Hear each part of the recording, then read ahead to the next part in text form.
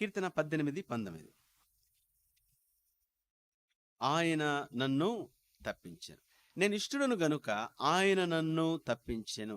కీర్తన 18:18. ఆయన నన్ను తప్పించెను. 18వ వచనంలో ఆయన నన్ను ఆదుకొనెను. కాబట్టి ఎప్పుడు ఆయన తప్పించాడు? ఎప్పుడంటే శత్రువు ఎప్పుడైతే మీదకి వచ్చాడో, శత్రువు మీద పడుతున్నాడో, శత్రువు గందరగోళం చేస్తున్నాడో, కలవరపరుస్తున్నాడో, కొన్నిసార్లు చాలా వెక్సెస్ అయిపోతాం. ఏమిట్రా ఇన్ని ప్రాబ్లమ్స్, ఒకటి తర్వాత ఒకటి, ఎంత ఒకటి పోతే ఒకటి కంటిన్యూగా వస్తున్నప్పుడు విసుగు వచ్చేస్తుంది మనిషికి. ఏమిటి సమస్య, నీకు సమస్యల కోసమే అన్నట్టు అనిపిస్తుంది మన జీవితం. అయితే బైబిల్ చెప్తుంది ఆయన నన్ను తప్పించెను. 18వ వచనములో ఆయన నన్ను ఆదుకొనెను. కాబట్టి మన దేవుడు మన శ్రమలలో లేదా శత్రువు మన మీద దాడి చేసినప్పుడు మొదట ఆదుకుంటాడు. తర్వాత కొంచెం కాలమైనాక నెమ్మదిగా తప్పిస్తాడు. ఆయన తప్పించి భద్రపరిచి తిరిగి మనల్ని పూర్తిగా విడిపించే సమయం వస్తుంది. 18 కీర్తన 30వ వచనం, తన శరణు జొచ్చిన వారందరికీ ఆయన కేడెము. అంటే ఒక పెద్ద పెద్ద భక్తులకు, సేవకులకు, అభిషక్తులకు, ఇలాంటి వారికి మాత్రమే అని రాయబడలే. బైబిల్ చెప్తుంది తన శరణు జొచ్చిన వారందరికీ ఆయన అంతే. ఎవరు శరణు జొస్తే వారికి కేడెం.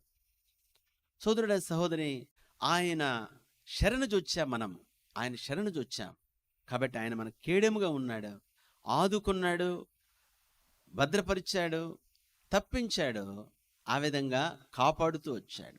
కాబట్టి అయ్యా, నీ శరణు జొచ్చినప్పుడు నన్ను విడిపించినందుకు, నీ శరణు జొచ్చినప్పుడు నన్ను ఆదుకున్నందుకు, ముందు విడిపించక ముందు ఆదుకోవడం, ఆ మాటను 18వ వచనం, నేను ఆదుకొనను. కొన్నిసార్లు ఏంటంటే వెంటనే మనం విడుదల రాకపోవచ్చేమో, కానీ అయితే ఆ పరిస్థితి నుండి నేనున్నాను అని అనుభవించారు. ఇలాంటి అనుభవం ఎప్పుడైనా ఏదైనా జరుగుతానే చాలా చింత వేదనలు ఉన్నప్పుడు దేవుడు వెంటనే ఏదో ఒక వ్యక్తిని పంపించో, లేకపోతే ఏదో ఒకటి మనకు అనుకూలంగా ఏదన్నా ఇమీడియట్లీ అలా చేసి, నువ్వేం భయపడబాకరా నేనున్నానులే అని వెంటనే మనకు అర్థమయ్యేలాగు చేస్తాడు. సమస్య పోదు, జవాబు రాలేదు ఇంకా, కానీ మనం గందరగోళంలో ఒకటే షవరింగ్లు ఉన్నప్పుడు ఏదో మనకు ఒక అనుకూలంగా, అంటే అనుకూలంగా అది అర్థమయ్యేలాగున, అంటే దేవుడు మనతో ఉన్నాడు, నేనున్నాను అని.